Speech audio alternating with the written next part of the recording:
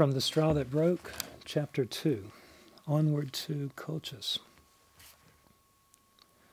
Uncle Mousie? Yes. You were spinning alone again.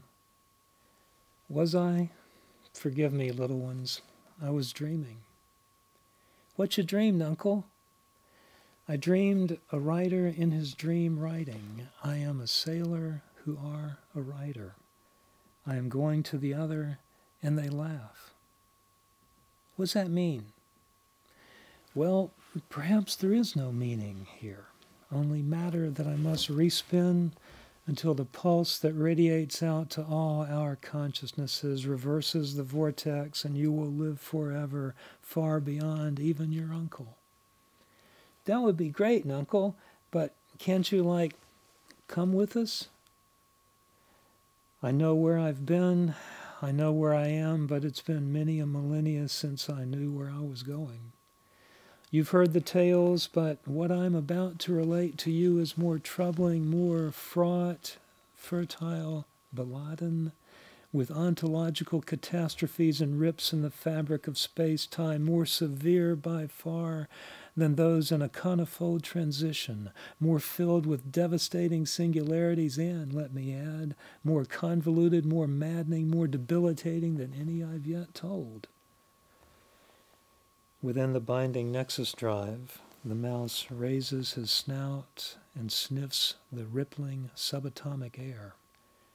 The cleaning bot enters, releases its hoses, cleans up the chamber, singing bit, bit, bit, and bot, bot, bot, vacuuming up the stray fermions and bosons, relinking a graviton, posting a gluon into the past. Bit, bit, bit, sings the bot to itself and the mouse in the drive, then exits.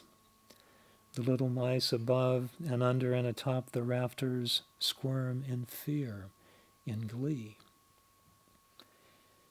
Is it all a game, more on musculus ludens later, of chance or skill, wrapped like a present for us to unravel and ravel and unravel again ad infinitum? Face to paw, clean snout, wipe, maw, scratch, flick, ear, pause, sniff, stay alert, scour, swipe, my nose is wet again, am I alone? Oh, Riddler, breaking the waves, the B&D hums deep within the hull of Corpus Sanctus, old ship, how far we have gone. We beg your pardon, Uncle Mousie? Bear with me. We will, Uncle. Most won't. Wittgenstein, however, did on those cold, late October days of 1948 when he strolled through Dublin's zoological gardens in Phoenix Park, where I had for some time been in unofficial residence, within easy access to the warmth of the tropical house. Slow I was at that time, but willing, and the melancholic Austrian waited patiently for my every nod or questioning eep or yeep of recognition. Recognition, in fact, was as often as not the lesson of the day, the duck-rabbit aspect, the seeing that tangles, the seeing that does not, the point of recognition that separates the content from the process. The impression is not the picture not the seeing. What holds the Gestalt? What contains and creates it? He asked me. I scratched in the cold earth, whipped a paw at a phantom flea, struggled. I knew he didn't see the point in this, nipped my tail, scoured my maw, gazed up at the philosopher of true difference, gave up. Give up, eh? In a word, mouse, imagination, which perhaps you don't yet possess. But no matter. The plants, the flowers, the trees, the species of animals that surround us here, seeing their diversity. I make sense of the world through analogy. The rabbit is like a duck. Verstehst du? Yeah, I got eyes. I could see the rabbit that is a duck, that is a rabbit, und so weiter. Depends on how you looked at it or how you thought about it at the moment of perception. in the picture he had drawn and put under my nose. Der Hase ist keine Ente. The rabbit is not a duck, the duck not a rabbit. The one is not the other. The world is what it is, but what it is we think we know and what we understand are not necessarily one and the same. The unutterable is always and only contained in the utterable. I looked around me. The world it is, all right, I thought, but safer here in these gardens than most places I'd been. Night was coming on. Wittgenstein wrapped his thin coat tighter around his shoulders. Back to work while the sun is still shining here, he tapped his head. For the next topic, I want you to think, but not too hard, never too hard, on memory and remembering and the memory experience. Narratives of the past, Mouse. The long, long ago. Erinnern, to remember. What does that word mean? And if you get stuck in one of your many mouse difficulties, for I'm sure you must have them daily, I want you to remember that if there's no room for you here, there is room in a dimension elsewhere. Auf Wiedersehen. Then he headed back to his rooms on Parkgate, and I, my brain a zoo of concepts, to my digs in the tropical house. End of Wittgenstein paragraph. Thanks, Uncle. We always like your recollections of him, even if he was a little too hard on his pupils in Puchberg am Schneeberg. But was it about a sailor, Nuncle? Swallow before speaking, Nichten und Neffen. Sure you want to hear this? You bet, Nuncle.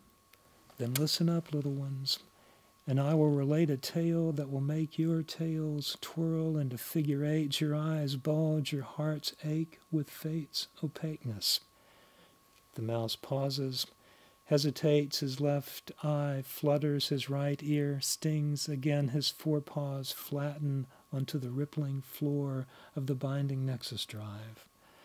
Of how I became a benumbed, befuddled, blithered by the chaos of this finite, futuristic, fulgent, frightful, shrekless universe, a swim with the madness that surpasses my understanding, slobbered upon by that pompous homo yetch sapiens Heidegger, attacked at my ontological core by a facsimile encyclopedia mouse, me, riven, routed, outraged, bamboozled, belittled, traduced, not to mention gruesomely masturbated by the direst of purposes, for the direst of purposes, cross-haired in a house stop-time beam, sucked into an SF, Schriftsteller, Strupsel, rammed into a debased SF pulp fantasy, God knows how many befouled adolescent palms had pawed it, and left amongst its narrative trash to dry up, float away like so much dreck, so much ash, flummoxed,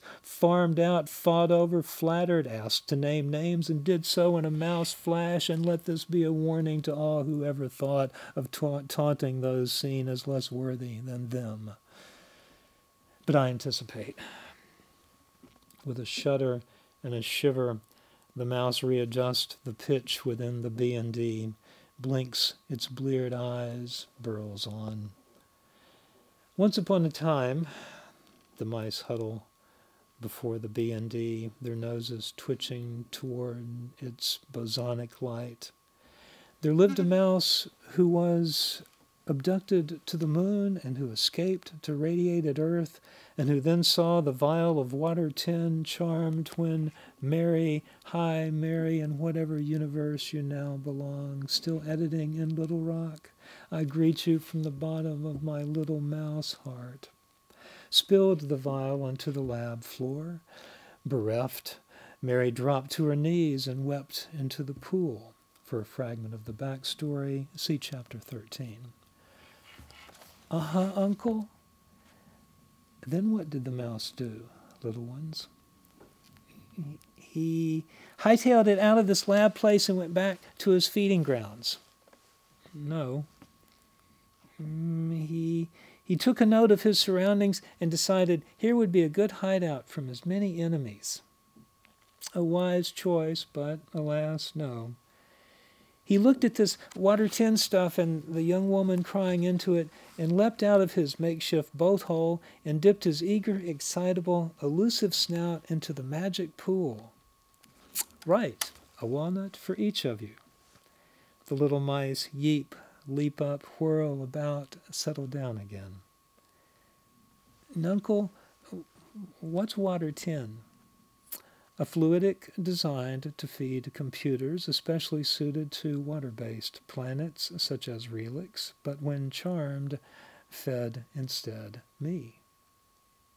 Oh yeah, sometimes we forget. Thanks, Uncle. Don't mention it. Uncle Mousy? Yes. Should we be listening to this tale? We mean, is it going to get scarier? Afraid so, nieces and nephews. We mean, like, can fantasy, get out of hand? No, little ones, but reality can. Wrapped, they twine their paws within the B&D. The mouse's pupils contract, his whiskers tremble, his paws clench. Ready now, little ones? Seid ihr fertig? Eep, eep. Once, as I was saying, upon a time, a little mouse was pleasantly shredding a pulp entitled Invaders from the Infinite and rethreading its tail when